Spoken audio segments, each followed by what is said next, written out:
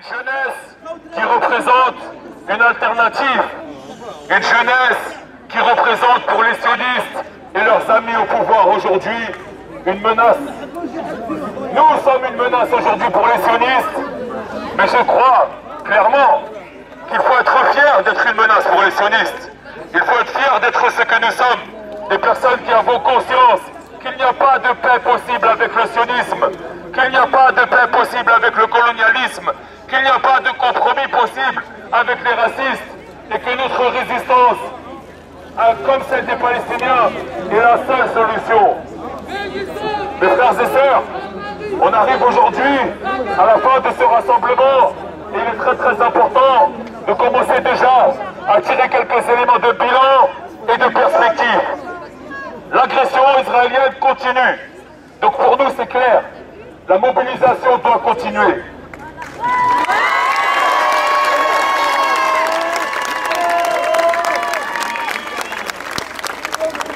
Ce que nous avons gagné aujourd'hui dans le bras de fer engagé avec les plus hautes autorités de l'État français complice d'Israël, ce que nous avons réussi à prouver, ce que nous avons imposé par notre présence ici, c'est qu'ils ne peuvent pas nous interdire d'être ce que nous sommes, et ils ne peuvent pas nous interdire de penser ce que nous pensons et de dire ce que nous avons à dire, ce que nous avons à dire.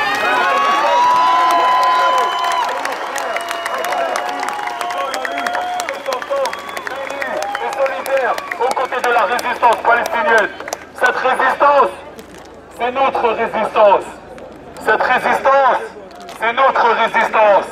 Car quand Israël occupe, colonise, assassine, massacre, spolie, vole leurs terres, détruit leurs maisons, assiège la bande de Gaza, bombarde des mosquées, des écoles et des dispensaires, et bien en même temps, ici, les sionistes nous oppriment aussi. Les sionistes en même temps veulent que les jeunes, les arabes, les musulmans, les habitants des quartiers populaires, tous ceux qui portent dans leur âme et conscience le refus du colonialisme et le refus de la barbarie, aujourd'hui nous tous, vous êtes aujourd'hui l'objet de cette répression et l'objet de cette manifestation. Et malgré cela, vous êtes restés là, vous avez tenu bon.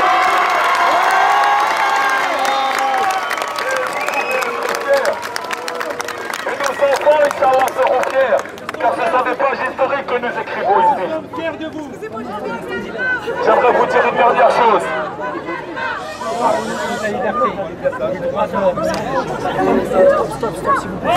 J'aimerais vous dire une dernière chose.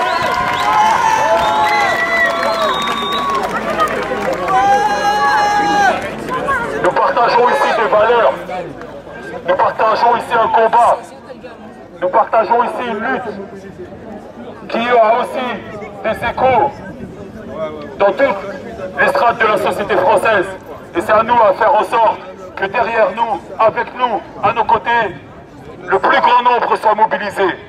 Une chose, une pensée en plus de nos pensées et de nos minutes de silence pour tous les martyrs de la résistance palestinienne. J'aimerais juste dire un mot. En marge de la dernière manifestation, cette manifestation que j'appelle la bataille de Paris, que les sionistes ont essayé de transformer en une soi-disant manifestation antisémite, ils ont inventé, et c'est un mensonge, une attaque contre des synagogues. Ce mensonge honteux a été repris par le pouvoir français.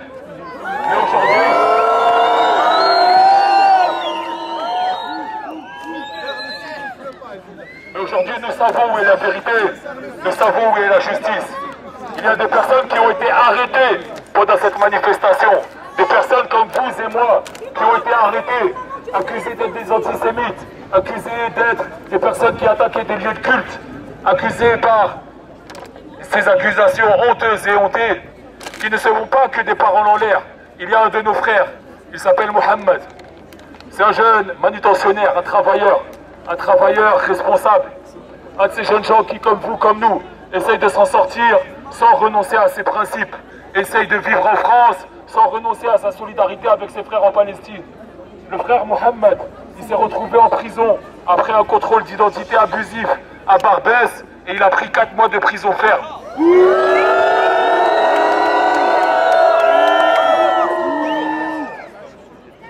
malgré ça, nous sommes là aujourd'hui et nous sommes solidaires avec lui.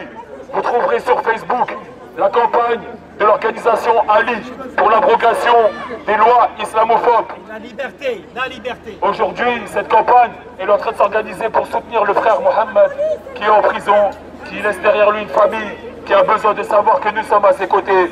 Ce qui lui est arrivé aurait pu nous arriver à tous. Et c'est pour ça aujourd'hui qu'il faut être solidaire. Un dernier mot pour terminer sur les suites.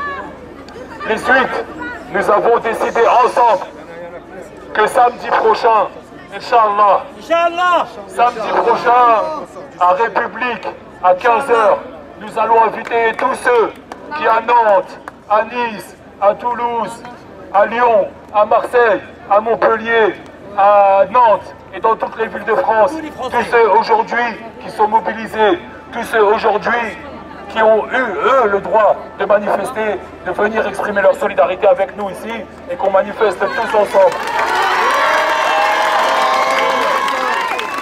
Et qu'on manifeste tous ensemble samedi prochain, le 26 juillet, à 15 h, à la place de la République.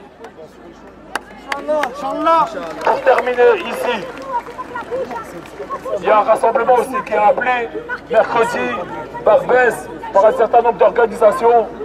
On espère qu'il sera maintenu et on vous invite à suivre sur Facebook les prochains rendez-vous. Enfin, pour ce qui se passe ici, ce qu'on va faire tout de suite et maintenant, après les dernières prises de parole, c'est qu'on va pouvoir rentrer dans la gare, disperser le rassemblement, rentrer dans la gare et partir dignement. Dignement, parce que vous avez été aujourd'hui la fierté de ce pays, la fierté de vos familles, la fierté de la France, de la résistance, la fierté de la France, qui n'est pas la serpillière des sionistes, la fierté de ce pays aujourd'hui, qui peut compter sur vous pour défendre des valeurs de justice et de dignité.